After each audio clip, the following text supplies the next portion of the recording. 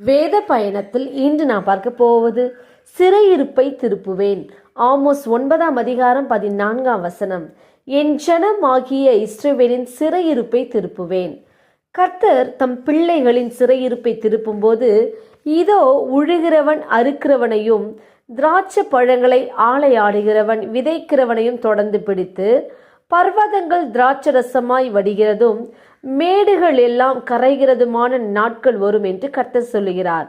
கர்த்தர் சிறையிருப்பை திருப்பும்போது அவர்கள் பாழான நகரங்களை கட்டி அவைகளில் குடியிருந்து திராட்சை தோட்டங்களை நாட்டி அவைகளுடைய பல ரசத்தை குடித்து தோட்டங்களை உண்டாக்கி அவைகளின் கனிகளை புசிப்பார்கள். ஆம், கர்த்தர் சிறையிருப்பை திருப்பினார் என்றால் மிகுந்த ஆசீர்வாதங்கள் உண்டாகும். நாம் ஜெபிப்போம். அன்பின் பிதாவை கேட்ட வார்த்தையின்படியே நீர் எங்களுக்கு செய்ய போற கிருபைக்காய் ஸ்தோத்திரம். இயேசுவின் நாமத்தில் ஆமேன். கர்த்தர் தாமே இந்த வார்த்தைகளை கொண்டு உங்களை ஆசீர்வதிப்பாராக. ஆமேன்.